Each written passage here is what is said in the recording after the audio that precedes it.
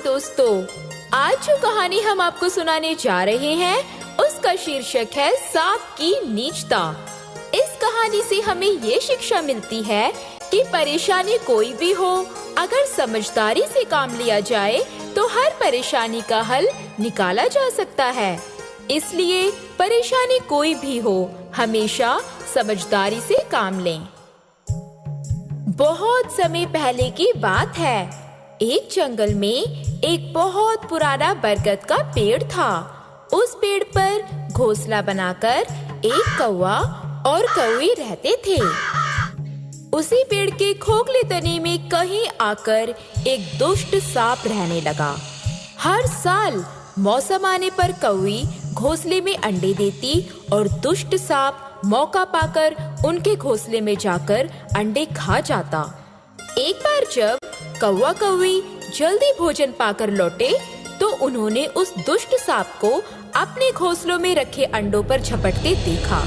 अंडे खाकर सांप चला गया। कौवी ने कौवी को दिलासा देते हुए कहा, प्रिय, हिम्मत रखो प्रिय, अब हमें शत्रु का पता चल गया है। कुछ उपाय भी सोच ही लेंगे। अब क्या होगा? क्या उपाय सोचे? मुझे तो कुछ समझ नहीं आ रहा। मेरे बच्चे कैसे बचेंगे? चिंता मत करो, मैंने एक उपाय सोचा है। हम पेड़ के ऊपर वाली टहनी पर घोंसला बनाएंगे और वो घोंसला चोटी के किनारे होगा और ऊपर आसमान में चील भी मंडराती रहती है। चील सांप की बैरी होती है और वो नीच सांप यहाँ आने का साहस भी नहीं कर पाएगा। ऐसे में हमारे अंडे सुरक्षित रहेंगे। काव काव काव। कुछ दिनों बाद कौवी ने नए घोंसले में फिर अंडे दिए। अरे ये कौवा कौवी अपने इस पुराने घोंसले को छोड़कर कहाँ चले गए? इनका पता लगाना चाहिए। एक दिन सांप ने उनका नया घोंसला ढूंढ ही निकाला। उसने देखा कि कौवा कौवी उसी पेड़ से उड़ते हैं और लौटते भी वही हैं। उसे ये समझते देर न लगी कि उन्होंने नया घोंसला उसी पेड़ के ऊपर बना रखा है। ओह, तो ये है इनका नया घोंसला। अरे वाह, कौवी ने तो अंडे भी दिए हैं। आज तो इनको खाकर मजा ही आ जाएगा। कौवा और कौवी जब घर लौटे तो घोंसला खाली पाकर बहुत दुखी हुए। घोंसलों में अंडे न देख वे बहुत दुखी हुए। अरे ये क्या हो गया? फिर ये दुष्ट सांप अंडे खा गया जिसमें हमारे प्यारे बच्चे थे। अरे ये कैसे हो गया? मुझे तो लगा था कि इस नए घोंसले में हमारे बच्चे सुरक्षित रहेंगे। ये क्या हो गया? प्रिय, तुम अपने आप को संभालो प्रिय। हम कुछ और उपाय सोचेंगे। क्यों ना हम इस मामले में लोमड़ी बहन की मदद ले? हाँ, शायद तुम ठीक कह रहे हो। हम कल ही लोमड़ी बहन के पास जाएंगे। अगले दिन दोनों लोमड़ी के पास गए। लोमड़ी ने अपने मित्रों की दुख भरी कहानी सुनी।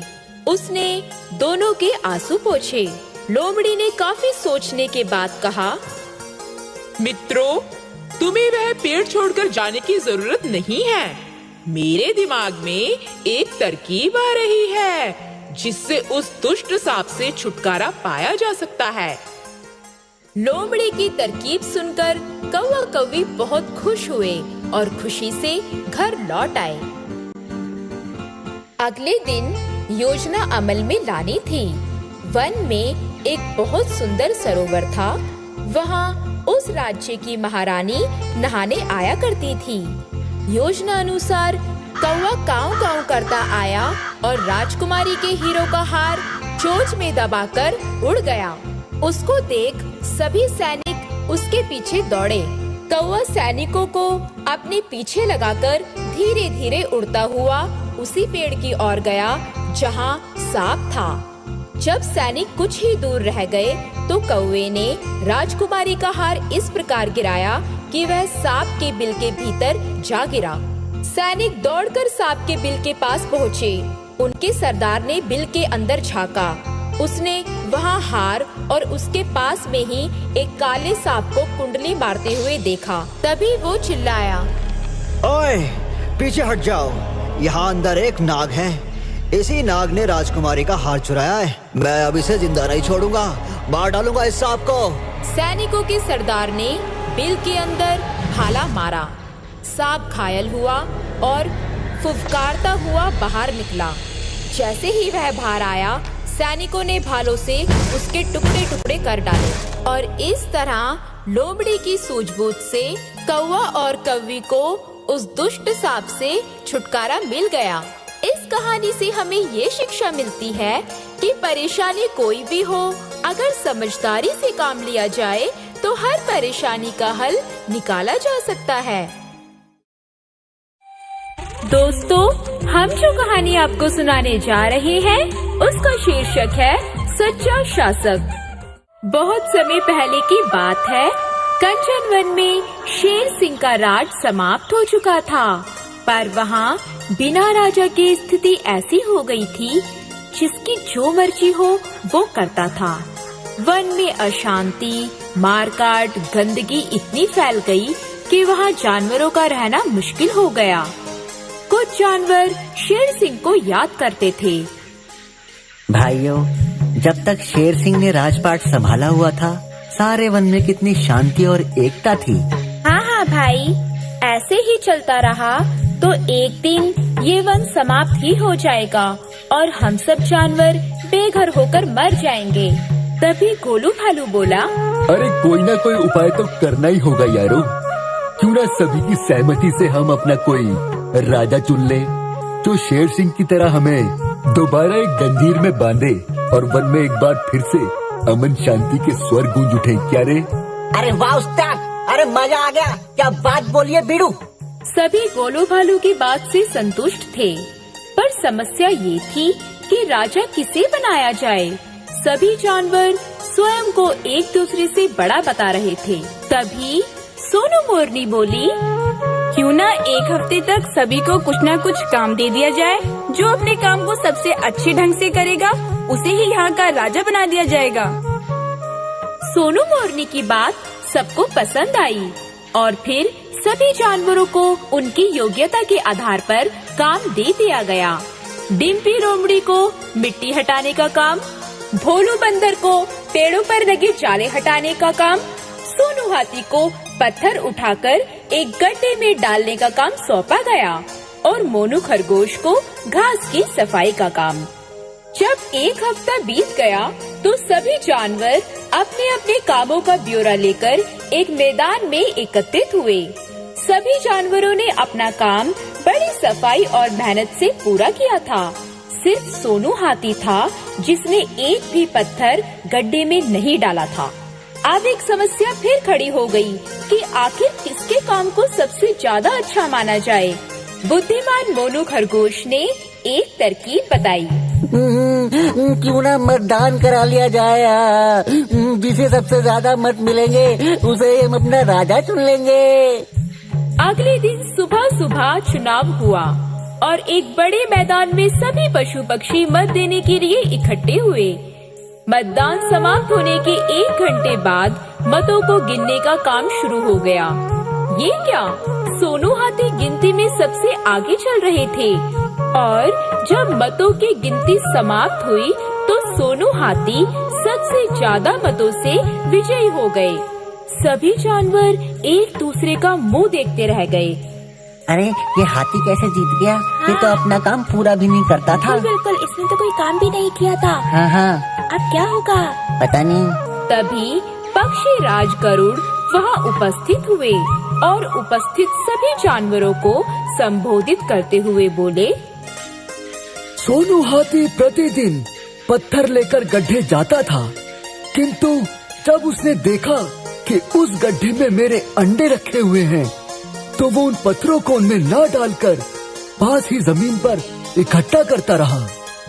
सोनू ने अपने राजा बनने के लालच को छोड़कर एक जीव को बचाना ज्यादा उपयोगी समझा।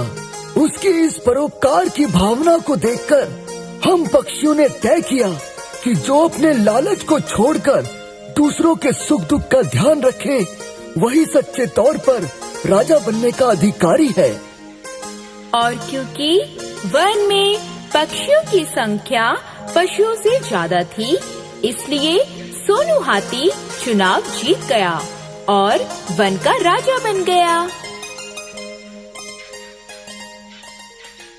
इस कहानी से हमें दोस्तों, आज हम आपको जो कहानी सुनाने जा रहे हैं उसका शीर्षक है स्वामी भक्त नेवला।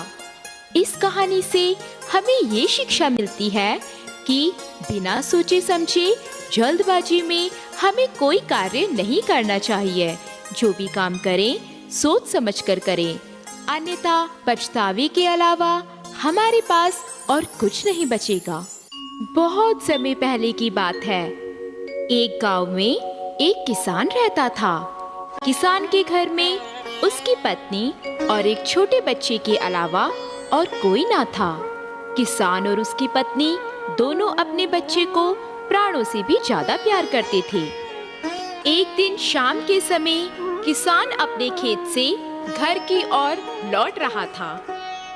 तभी उसकी नजर नेवले के एक प्यारे से बच्चे पर पड़ी। अरे वाह, कितना सुंदर नेवले का बच्चा है। मटमैला रंग, चमकीली आंखें, झबरे बालों वाली सुंदर मूछें। इसे तो मैं अपने साथ ही घर ले जाऊंगा। मेरी पत्नी इस प्यारे और सुंदर नेवले के बच्चे को देखकर बहुत ही खुश होगी। किसान नेवले के बच्चे को अपने घर ले गया और अपनी पत्नी से बोला, ये लो, मैं तुम्हें ये सुंदर नेवले का बच्चा दे रहा हूँ। अपने बच्चे के साथ साथ इसका भी पालन पोषण करना। अरे वाह, ये तो बहुत ही सुंदर और प्यारा बच्चा है। मैं इसको अपने बच्चे की तरह ही पालूंगी और प्यार दूंगी। 7-8 महीने बीत गए। नेवले का बच्चा अब बढ़कर जवान हो चुका था, पर किसान का बच्चा अभी बहुत छोटा था। वह प्राय पालने में पड़ा पड़ा झूला करता था। एक दिन दोपहर के समय की बात है। किसान की पत्नी ने किसान से कहा, मुझे कुछ जरूरत का सामान खरीदने के लिए बाहर जाना पड़ेगा। मैंने बच्चे को दूध पिलाकर पालने में सुला दिया है। जब तक मैं घर लौट कर ना आऊं, तुम कहीं मत जाना। बच्चे की देखभाल करना। कहीं ऐसा ना हो कि तुम कहीं चले जाओ और नेवला मेरे बच्चे को काट खाए। किसान बोला, नहीं नहीं, नेवला ऐसा कर ही नहीं सकता। देखा नहीं, वो हमारे बच्चे के साथ कितना घुल मिल गया है। और वैसे भी उसको हमने अपने बच्चे की तरह पाला है। फिर भी मुझे भरोसा नहीं है। आप कहीं मत जाना और बच्चे की देखभाल करना। ठीक है, तुम इतना कह रही हो तो मैं कहीं नहीं जाऊंगा, बच्चे के साथ ही रहूंगा। किसान की पत्नी किसान को सतर्क करके बाजार चली गई। कुछ देर बाद किसान के पास गांव के मुखिया का एक आदमी आया और बोला, एक जरूरी काम के सिलसिले में मुखिया जी ने आपको अपने घर बुलाया है। अब किसान करे तो क्या करे, बेचारा सोच में पड़ गया। अगर कोई दूसरा आदमी होता तो मैं टाल देता। गांव के मुखिया के बुलाने को कैसे टाल सकता हूँ। ठीक है भाई, अगर जरूरी काम है तो मैं तुम्हारे साथ ही चलता हूँ। उधर किसान मुखिया के घर चला गया और इधर घर में सन्नाटा देखकर एक काला सांप बाहर निकला। सांप धीरे धीरे रेंगकर बच्चे के पालने की ओर आने लगा। वह पालने की ओर आने ही लगा था कि नेवले की सांप पर दृष्टि पड़ गई। फिर क्या था, नेवला बिजली की तरह झपट पड़ा। उसने देखते ही देखते सांप को अपने मुंह से उठा लिया और उसके कई टुकड़े कर दिए। नेवला सांप को मारकर बैठ गया। उसका मुंह और उसके पंजे खून में रंगे हुए थे। तभी किसान की पत्नी घर लौट आई। नेवले ने जब किसान की पत्नी को देखा तो वह उसके पास दौड़कर पहुंचा। किसान की पत्नी ने जैसे ही नेवले को देखा, उसके होश उड़ गए। उसने देखा कि उसके मुंह और पंजों पर खून लगा हुआ है। हाय हाय, अरे दुष्ट नेवले, तूने मेरे बच्चे को काट खाया। मैंने तो तुझे अपने बच्चे की तरह पाला था और तूने मेरे ही बच्चे को मार डाला। तुझ पर तो मुझे पहले से ही शक था। अब तू मेरे सामने ऐसे खड़ा है जैसे तूने कोई बहादुरी का काम किया हो। जरा रुक, अभी मैं तुझे बताती हूँ। किसान की पत्नी आग बबूला हो रही थी।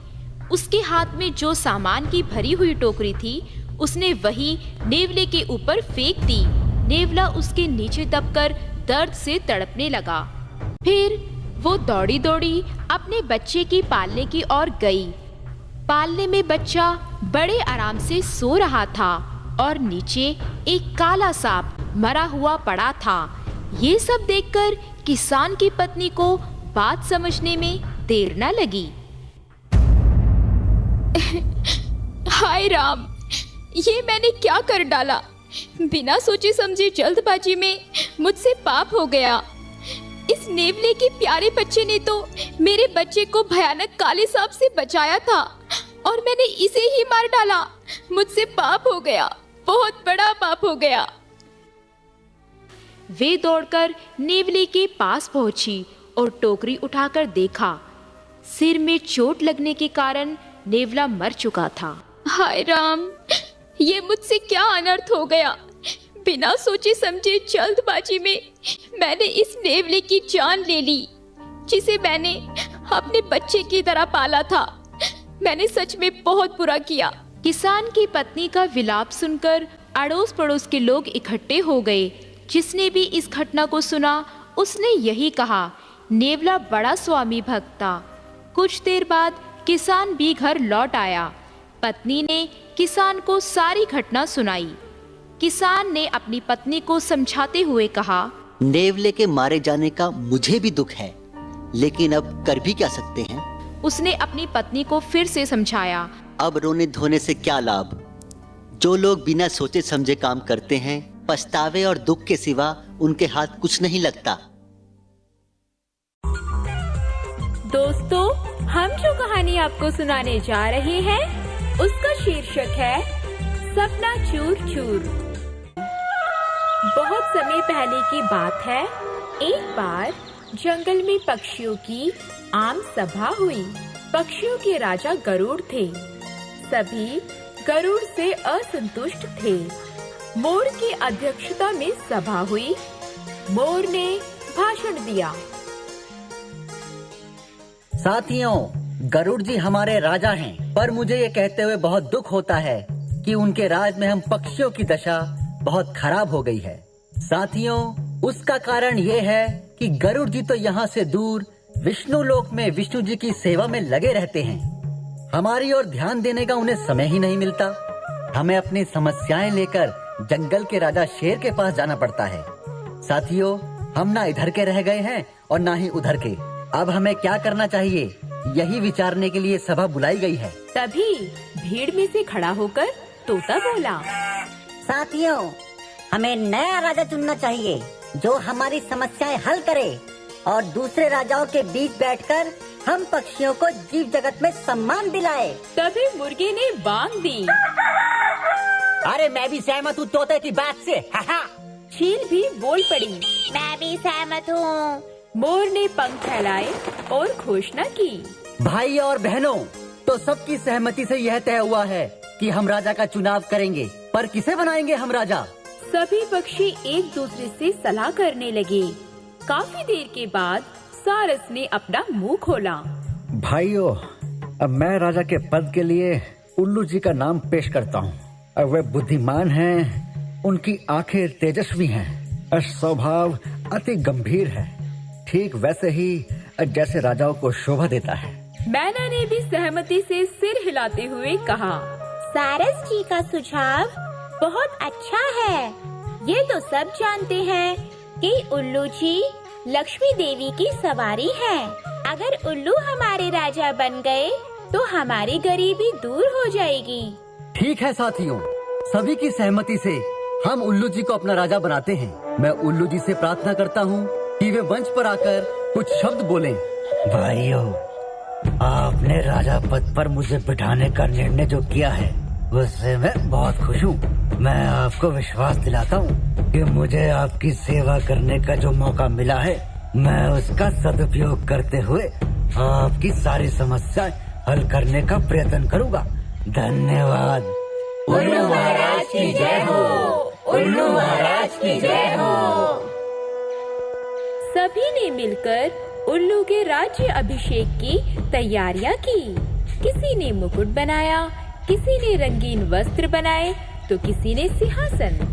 2 मुख्य तोते पुजारियों ने उल्लू से प्रार्थना की। चलिए उल्लू महाराज, लक्ष्मी मंदिर चलकर लक्ष्मी जी का पूजन करें। राजा उल्लू तोते पंडितों के साथ लक्ष्मी मंदिर की ओर उड़ चले। उनके जाने के कुछ समय बाद वहाँ कौवा आया। चारों ओर जश्न सा माहौल देखकर वह चौंक गया। उसने पूछा, अरे मैना, ये तैयारी किस चीज की चल रही है? जरा मुझे भी तो बताओ। कौवे भैया, हम सब पक्षियों ने उल्लू को अपना राजा बनाया है। अरे खामोश, मुझे सभा में क्यों नहीं बुलाया गया? क्या मैं पक्षी नहीं? क्यों मोर भाई, तुम ही बताओ मुझे। ये जंगली पक्षियों की सभा है। तुम तो अब जाकर अधिकतर कस्बों व शहरों में रहने लगे हो। तुम्हारा हमसे क्या वास्ता? अरे तुम्हारा दिमाग खराब हो गया है। जो उल्लू को राजा बनाने लगे, वह चूहे खाकर जीता है। ये मत भूलो कि उल्लू केवल रात को बाहर निकलता है। अपनी समस्याएं फरियाद लेकर किसके पास जाओगे? दिन को तो वो मिलेगा ही नहीं। कौवे की बातों का पक्षियों पर असर होने लगा। वे आपस में कानाफूसी करने लगे। अरे उल्लू को राजा बनाकर हमने गलती की है। धीरे धीरे सारे पक्षी वहाँ से खिसकने लगे। जब उल्लू लक्ष्मी पूजन कर तोतों के साथ लौटा तो सारा राज्य अभिषेक स्थान सूना पड़ा था। उल्लू बोला, अरे सारे के सारे कहाँ चले गए?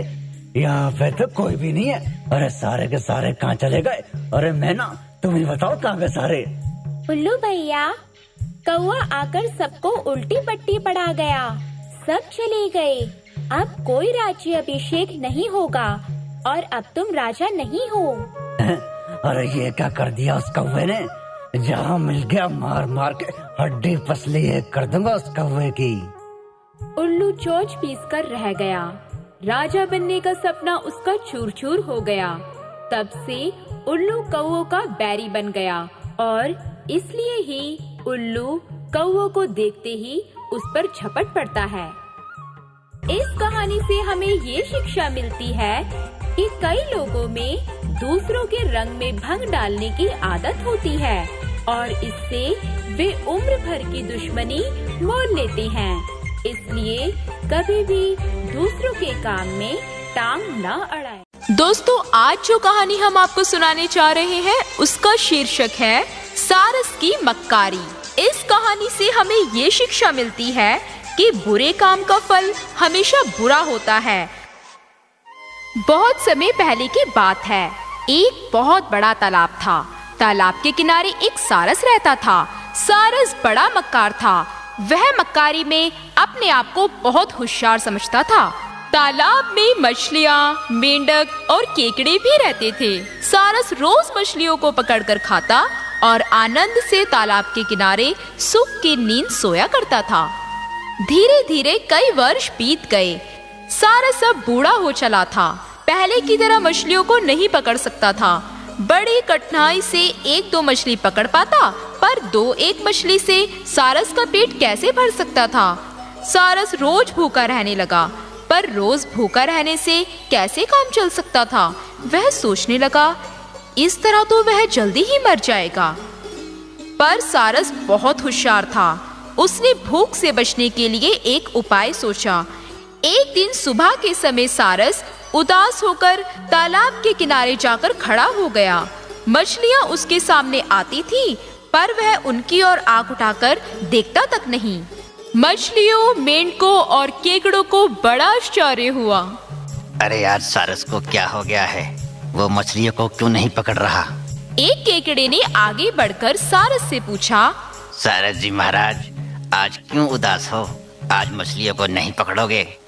सारस ने बड़े ही दुख के साथ उत्तर दिया, हाँ भैया, आज कुछ बात ही ऐसी है, मन बड़ा दुखी है। क्या बात है महाराज, कुछ हमें भी बताओ। बात ये है भैया, मैंने एक बहुत बुरी खबर सुनी है। ये तालाब सुखा दिया जाएगा और यहाँ पर खेती की जाएगी। सारस अपनी बात समाप्त करते करते रुआसा सा हो गया। केकड़े को बड़ा आश्चर्य हुआ। वो बोला, सच कह रहे हो? अब ये तालाब सुखा दिया जाएगा? हाँ भैया, ये तालाब अब सुखा दिया जाएगा। बेचारी सारी मछलियाँ मर जाएंगी। जब से ये खबर मेरे कानों में पड़ी है, मेरे तो प्राण ही सूख गए हैं। कुछ ही देर में यह खबर सभी मछलियों, मेंढकों और केकड़ों में फैल गई। सब घबराकर दुखी हो उठे। सब सारस के सामने इकट्ठे हुए, दुखी होकर कहने लगे, महाराज, ये खबर तो बहुत बुरी है। यदि ये तालाब सूख गया तो हम तो बिन मौत मारे जाएंगे। क्या इस संकट से बचने का कोई और उपाय नहीं है?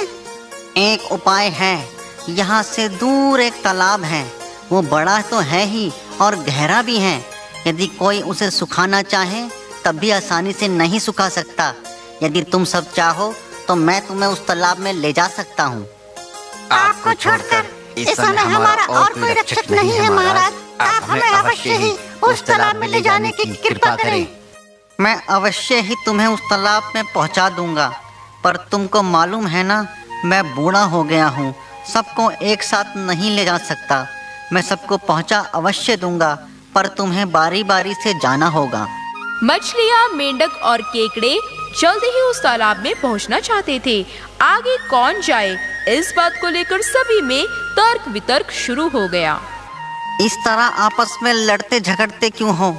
मैं सबको उस तालाब में पहुंचा दूंगा, पर यह बात तो है ही कि जब एक बार किसी को यहाँ से लेकर उड़ूंगा तो थक जाऊंगा, फिर कुछ देर आराम करूंगा। अब वे सब करते तो क्या करते। सारस जल्दी ही कुछ मछलियों को चोंच में दबाकर उड़ चला, पर क्या वह उन्हें दूसरे तालाब में ले जा रहा था? नहीं, तालाब में ले जाने का तो केवल बहाना था। कुछ दूर जाकर सारस एक चट्टान पर नीचे उतरा। वह उस चट्टान पर बैठकर उन मछलियों को खा गया। जब पेट भर गया तो वो सो गया। कुछ देर के बाद जब आँख खुली तो फिर भूख लगी। अब जब भूख लगी तो फिर तालाब के किनारे जा पहुंचा। वह जल्दी ही कुछ मछलियों को चोंच में दबाकर फिर उड़ चला और फिर चट्टान पर उतरकर उन्हें भी खा गया। इस तरह जब सारस को भूख लगती, वह उड़कर तालाब पर पहुंच जाता और कुछ मछलियों को चोंच में दबाकर उड़कर चट्टान पर ले जाकर उन्हें खा जाता। धीरे धीरे तालाब की मछलियां बहुत कम होती चली गईं। एक दिन एक केकड़े ने सारस से पूछा, महाराज, आप मछलियों पर दया करके उन्हें तालाब में पहुंचा चुके हैं। अब मुझे भी यहाँ से ले चलने की कृपा करें।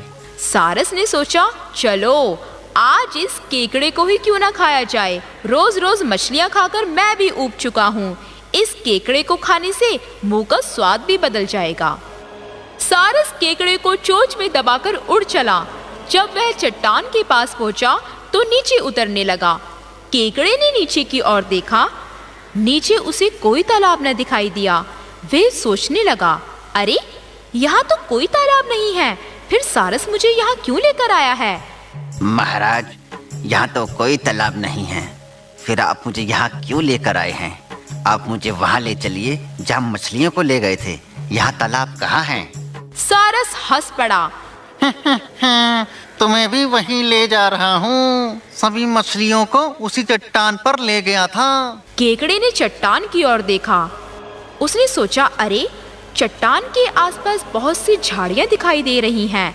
वह सारस की मक्कारी को समझ गया और बचने का उपाय सोचने लगा। उसने सारस की गर्दन और पंखों में अपने नुकीले पंजे चुभोने शुरू कर दिए। केकड़े के पंजे चुभोने से सारस की गर्दन कट कर नीचे धरती पर गिर पड़ी और इस तरह सारस को अपने बुरे काम का नतीजा मिल गया और तालाब में रहने वाले सभी मछलियाँ, केकड़े और मेंढक खुशी के साथ रहने लगे।